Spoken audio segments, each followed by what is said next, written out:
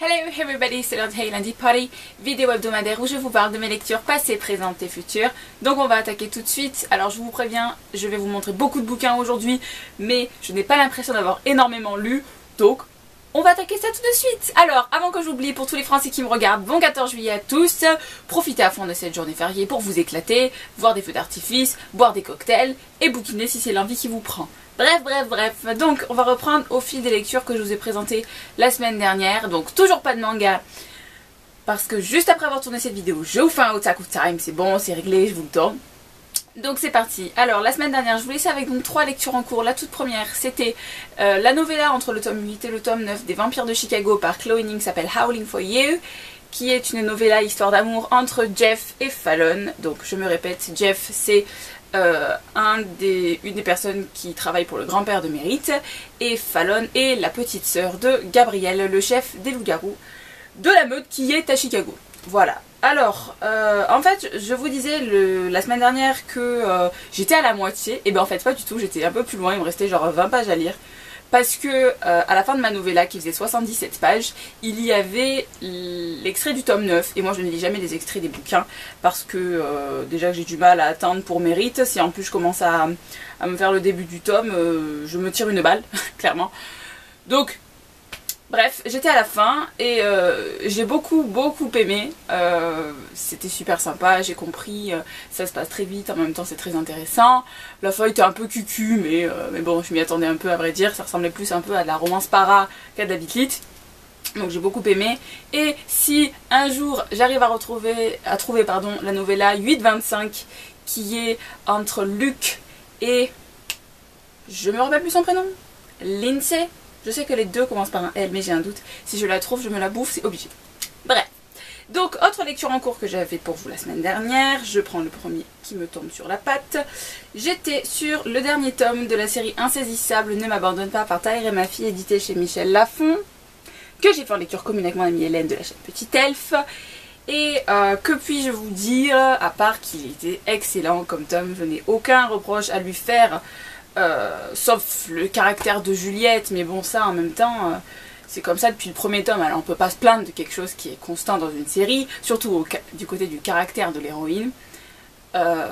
Seulement ce tome est bourré d'action quand même, bourré de rebondissements, très intéressant. La fin est un vrai coup d'éclat, un coup de tonnerre, il se passe énormément de choses, j'ai apprécié. Ça me fait bizarre de me dire que je ne verrai plus ces personnages là, mais c'était une super fin je trouve, très abrupte mais ça va, ça me semble normal. Donc voilà, le seul petit reproche que je pourrais faire c'est le caractère de Juliette et le caractère d'Adam, mais les deux ont des circonstances atténuantes donc ça peut s'excuser. Donc sincèrement, si vous n'avez pas encore lu Insaisissable, je vous conseille sincèrement cette trilogie parce qu'elle est très bien. Et moi, sous peu, il faut que je me fasse la novella entre le tome 2 et le tome 3. Fracture Me, parce que je l'avais complètement zappé et que elle est du point de vue d'Adam, si ma mémoire est bonne, je l'ai commencé et mais je peux pas vous la montrer parce que je vous expliquerai, et donc voilà, et je vais me la faire sous peu. Et bien comme série, très bien si vous n'avez pas encore tenté, sachant que le tome 1 est sorti déjà en poche chez Michel Lafon, donc ça peut être l'occasion de débuter pour ceux qui ne sont pas au courant. Alors ensuite, le troisième que j'avais en lecture en cours était le tome 1 de la trilogie Thrill par Amanda Hawking. Donc le premier tome s'est échangé, édité chez Castlemore.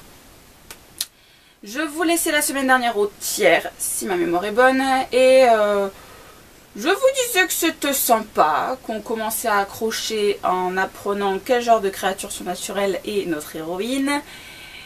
Et par la suite, je peux pas vous dire que j'ai eu un gain d'intensité scénaristique parce que c'est pas le cas, c'était très déjà vu en fait, donc c'était bien, je vous l'accorde, il n'y a aucun problème, mais pas un coup de cœur, loin de là. La fin du tome par contre est assez sympa, donc elle vous donne bien envie de vous jeter dans le 2. Et la très bonne surprise en revanche qu'il y a à la fin de ce tome 1, c'est que vous avez c'est pas vraiment une novella, mais vous avez un chapitre ou deux qui sont consacrés au point de vue de l'ennemi. Et j'ai trouvé ça démentiel. Donc je pense que c'est une accroche pour le tome 2 parce que le personnage en l'occurrence qui est exploité dans cette intrusion ennemie, on va dire, je pense qu'il va prendre bien part dans le tome 2, c'est une introduction pour lui.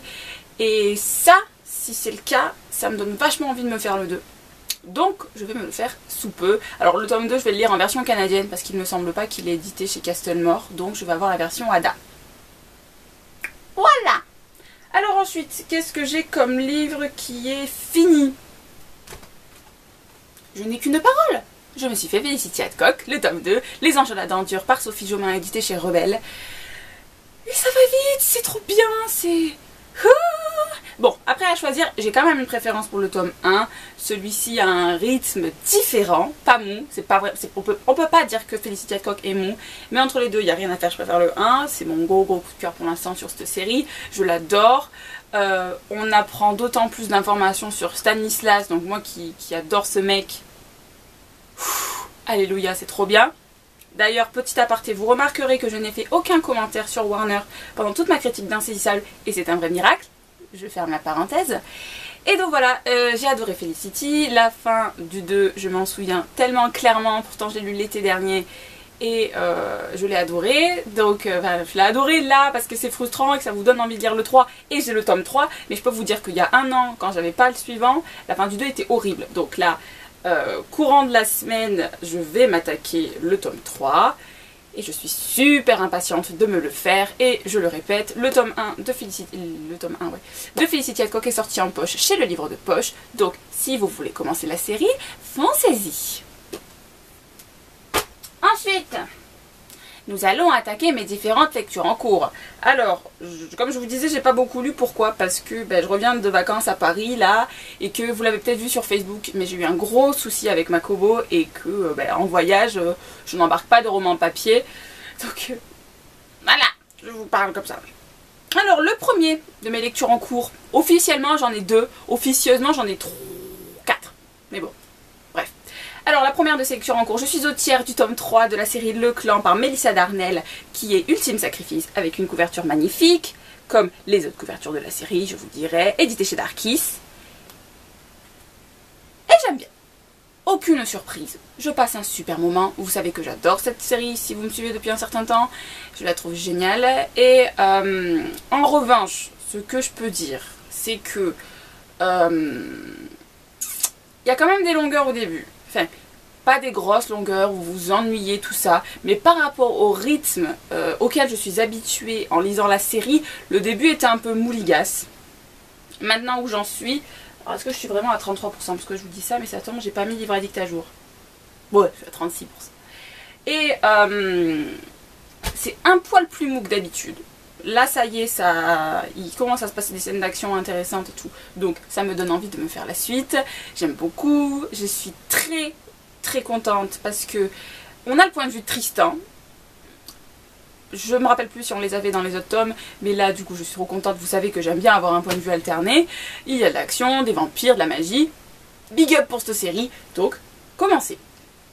Hop. Ensuite, ma deuxième lecture officielle en cours, il s'agit du tome 1 de la série Tangled. Donc le tome 1 c'est Love Game par Emma Chase, édité chez Hugo & Co. Hugo Roman. Voici. Et c'est ma plus belle surprise de la semaine. Je vous avoue qu'il ne me tentait pas du tout de prime abord.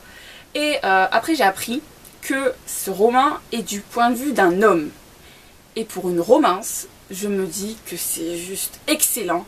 Et comment vous dire que Drew, donc Andrew, il me vend du rêve ce mec.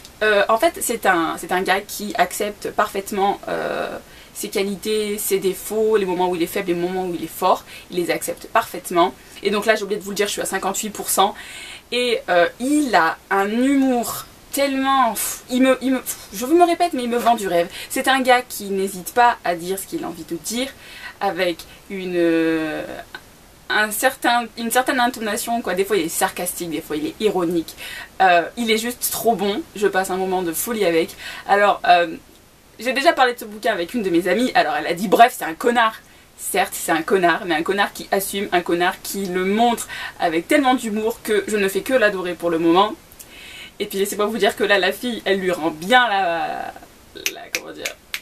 Comme il dit lui-même, j'ai un bon retour de karma avec elle parce qu'elle lui en fait baver en fait. Et je trouve ça juste trop bon. Ensuite, là, je suis quand même dans un passage que j'aime moins parce que... Bon allez, ils sont passés à table, clairement. Et en fait là ça commence vraiment à être long parce que ils le font d'une certaine façon, puis d'une autre, puis d'une autre, puis d'une autre, puis d'une autre. Ils ne peuvent pas se lasser l'un de l'autre, nanana. Certes, on est d'accord, c'est de la romance, c'est une part obligée de l'histoire.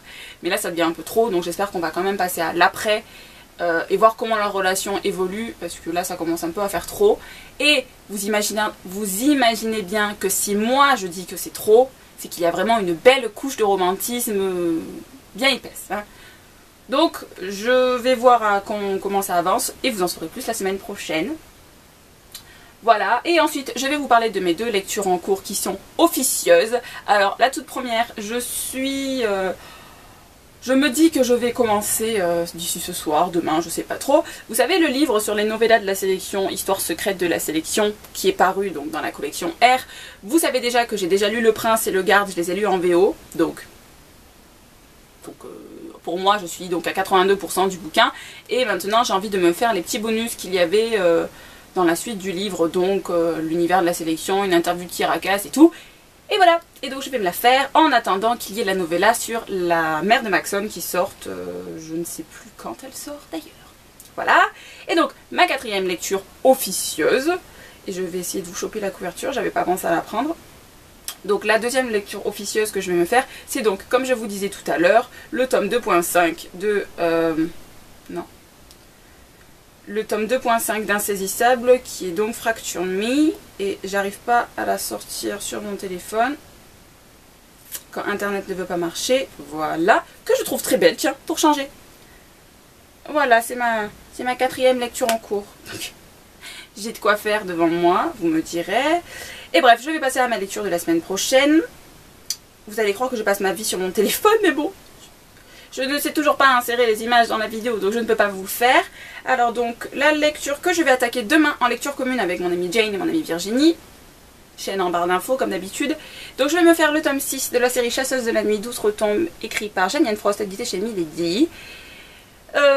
Parce que c'est bientôt la sortie du 7, et puis je les rejoins pour la lecture commune, et puis voilà. Et pour la suite, je vous en ai parlé il y a 2 secondes. Felicity tome 3. Voilà, c'est ce qui m'attend pour la semaine prochaine.